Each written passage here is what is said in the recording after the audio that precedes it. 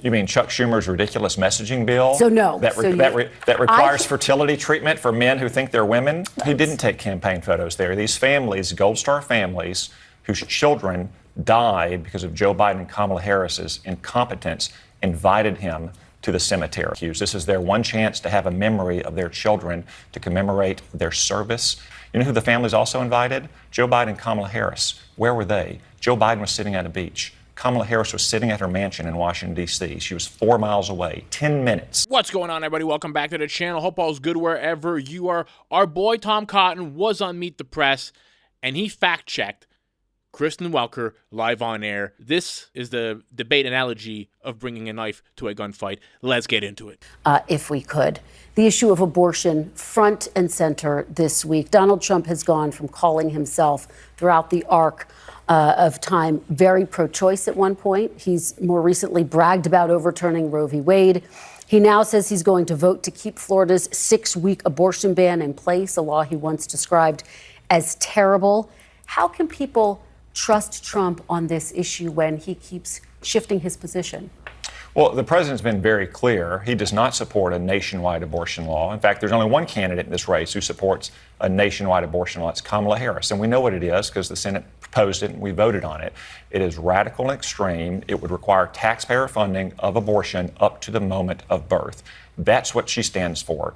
She's the only one in this race calling for a nationwide abortion law, something that is wildly unpopular. Just to be clear, the bill you're talking to requires that there be exceptions for health through the end of pregnancy, not that all abortions be legal in all cases. But President Trump has said he supports exceptions when a woman's health is at risk, when she's been raped or been the victim of incest. And the vast majority of Americans support those as well. But this law is radical. It would overturn 50 years of precedent and require taxpayer funding for abortion, even in these cases. Well, taxpayer funding for abortion is currently, of course, illegal under the Hyde Amendment. And just to be clear, abortions later in pregnancy, 21 weeks and after, are extremely rare. Well, if they're so rare, in the case of a health emergency. If they're so rare, why won't Kamala Harris say, then fine, we shouldn't allow them with those exceptions? Because of the concern for health emergencies. But if you have those exceptions, Kristen, if you have those exceptions, it will account for those rare health emergencies.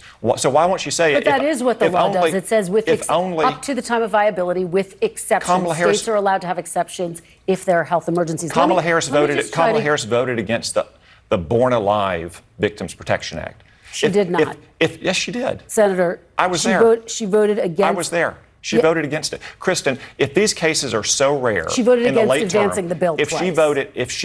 If these cases are so rare in late-term pregnancy, then why won't she say, you know what, we should prohibit these with exceptions for the mother's life? Yeah. Why won't she say that? Because she is a radical on abortion. Just to be clear, she voted against advancing the bill twice. When she was senator, she's called it extreme. Let me ask you about something else. I interviewed J.D. Vance last week. He told me Donald Trump would veto a federal abortion ban if it came to his desk.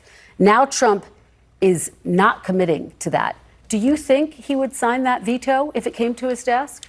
Well, Kristen, I think it's a hypothetical first off. We both know there's not going to be 60 votes in the Senate anytime soon for either party's preferred or centrist position on abortion, whether it's the radical position that Democrats have or the pro-life position that most Republicans have. So I think it's a hypothetical question.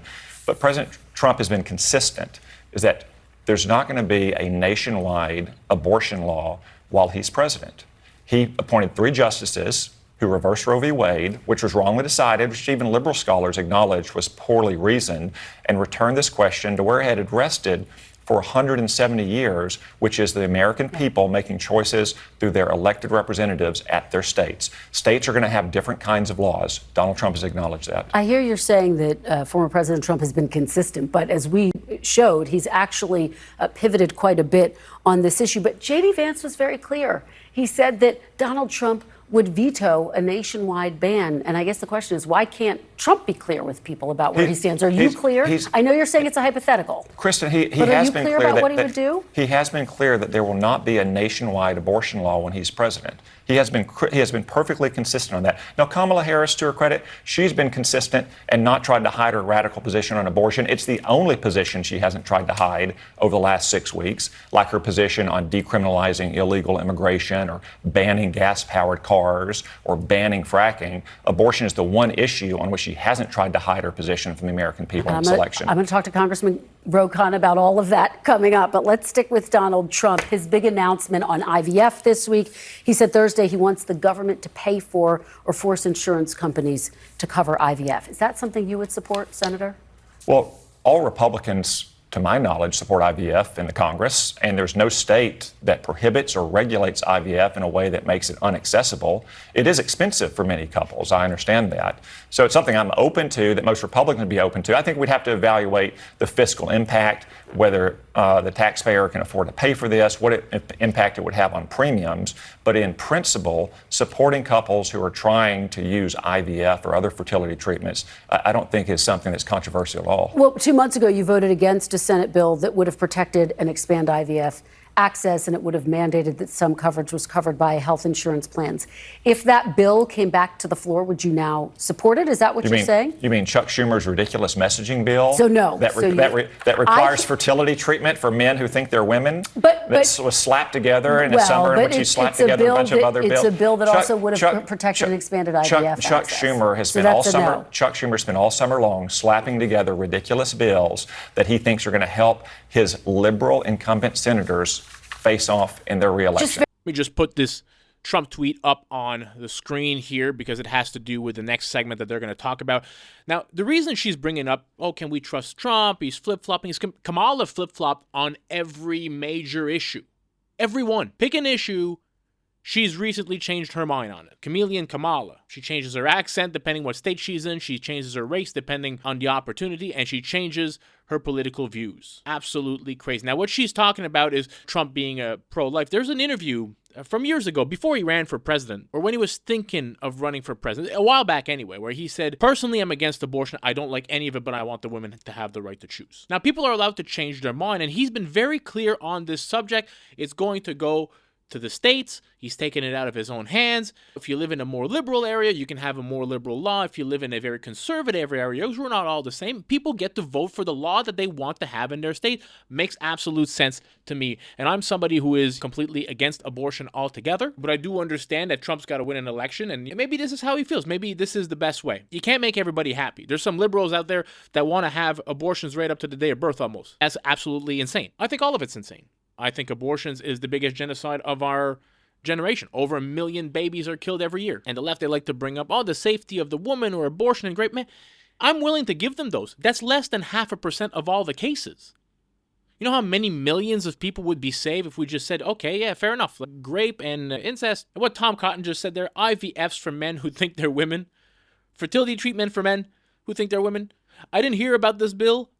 But come on, man, to steal a line from Biden, come on, man. Now, in the next segment, this is where it gets really wild. They're going to talk about the Gold Star families whose children were killed in the horrible exit from Afghanistan. And I'll take this opportunity here to say God bless those people that died and thank them for their service. Let's get into this clip. And after that, I'll show you some of the clips of these Gold Star families, their point of view on what happened. Very quickly, do you know where this money would come from to cover IVF? Because in 2022, some $8 billion were paid by. Well, no, again, that's why I say we'd have to evaluate any specific legislation. So you wouldn't support taxpayer dollars. I'd have to evaluate any specific legislation as I would on any legislation. So you're still undecided on where you stand on this government-funded IVF plan. Well, I certainly support couples having access to IVF, and it's not even a controversial issue in any of the 50 states. All right, let me ask you about another one of the big headlines this week, Donald Trump's visit to Arlington National Cemetery. You've been talking about this. He attended a wreath-laying ceremony, obviously, for the 13 service members who were killed during the U.S. withdrawal from Afghanistan. He was invited by those family members, important to say that.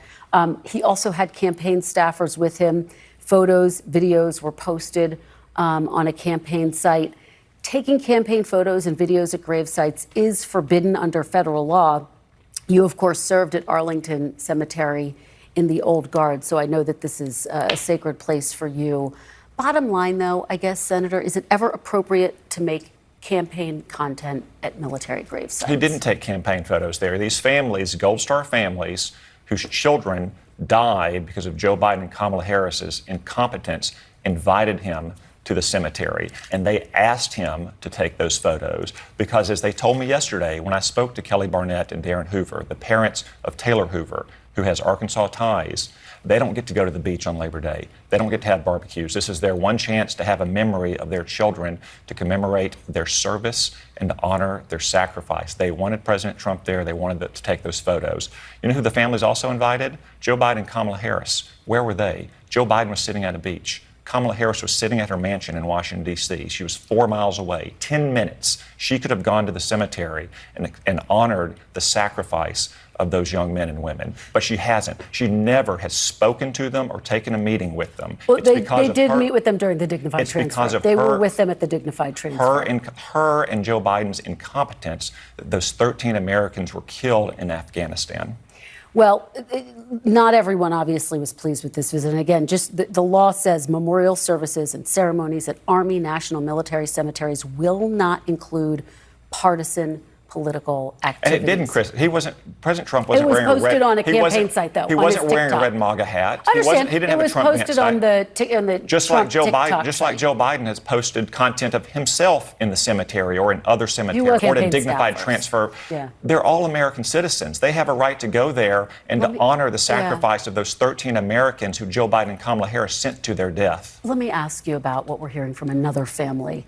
The family of Master Sergeant Andrew Marchesano. He was a Green Beret. His family was concerned that his grave was actually shown in a photo that was posted on social media. A statement from the Marchesanos' sister, Michelle, said, quote, "We hope that those visiting this sacred site understand that these were real people who sacrificed our freedom and that they are honored and respected accordingly." Did the Trump campaign fail to honor her wishes, their wishes? No, Kristen, they honored the wishes of the 13 families whose children died at Abbey Gate. Those families wanted the photos. They told me yesterday that they specifically asked President Trump for the photos. Obviously, headstones at Arlington are close to each other. And when you take a photo of your loved one, when you take a photo of your loved one, then other headstones are going to be present as well. Frankly, I think it's pretty disappointing that the New York Times went and found a family whose headstone was featured in that photograph of another Gold Star family, and then went to them to try to embarrass the Gold Star families who wanted President Trump. Very quickly, have you had any conversations with former President Trump about joining his administration should he win? All we're talking about is making sure that he does win and that we elect Republican majorities in the Congress so we can begin to reverse some of the damage that Joe Biden and Kamala Harris have caused. All right, Senator Tom Cotton, thank you so much for being here this morning on this Labor Day. Hope you get some time with family. Really appreciate it. Joe Biden, Kamala Harris could have been there. Kamala Harris in her mansion, 10-minute drive away. And these are the people that are running. And keep in mind, Kamala Harris, nobody ever voted for her to be in this position. This is somebody who's failed upwards very well. And Kristen Welker, this leftoid, saying, oh, they shouldn't be taking photos. Trump didn't take any photos. This was TikTok. And it's obviously not his people there with TikTok, with the iPhones taking TikTok videos. But the reason she's saying that is because Kamala Harris is taking a lot of flack for not being there. If Kamala was there, it'd be all over TikTok. They'd have a dance for it. This is a double standard of the left. Trump does a nice thing, asked to be there, and so were they. Biden, Harris, they didn't show. He does a good deed. He goes there because he's doing these things all the time. The man actually really cares about the American people. They don't. So they try to paint him in a certain light. Anyways, I'm going to leave you with two, I'm going to call them testimonies, of a mother and a father, two of the Gold Star families who tragically lost their children with the bad exit from Afghanistan, so that you can see from their point of view, the real point of view, the one that matters about what actually happened. Let's get it, man. Why was it important for these families to put out the videos they did over the weekend? Because we were just so tired. I mean, we've been disrespected so much in the last 3 years. It's been 3 years. No response from them. No, I'm sorry. No, we stand with you. We know it was a mistake. We know it went down wrong, because we know mistakes happen in war. This wasn't supposed to be war, but it turned out to be. And it was just important that, we let Donald Trump know, because he's been there for us. He's been our rock. He's been there for us to give us a little bit of peace and carry that grief with us for a little while.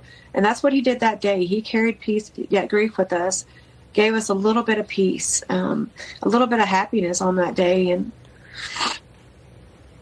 all the families. That's my family. The 13, we're all family now, and we had to do this because he's been there for us, and it makes no sense that they throw daggers at us. It makes no sense they throw daggers at him, except for the fact that they weren't there and they felt ashamed or that we're angry that he was with us. Yeah. We're the ones that invited President Trump. He didn't call us.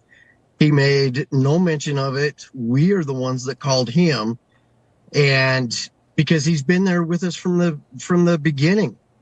He's shown us compassion. He's shown us his love. He's shown us his concern.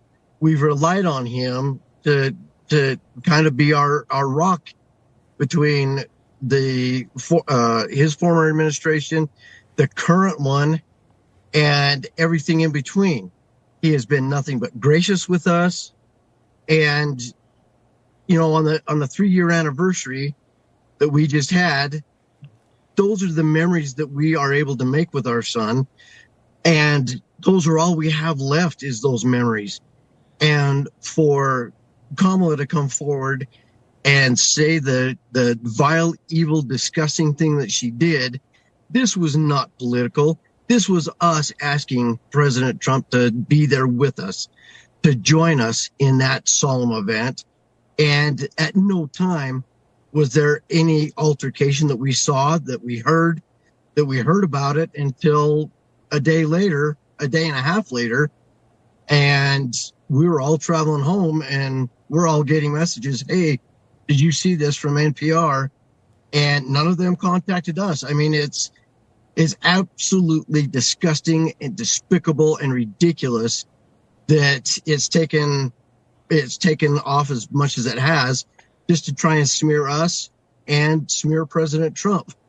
Tragic stuff, and the left is trying to spin it for their political gain. This is disgusting. This is the politic part that I despise. Anyways, hope you all enjoyed this video. If you did, please consider subscribing to the channel. If it's not your first time here, hopefully this will be the video in which I can earn your subscription. I'll catch you all in the next video. Peace out, everybody.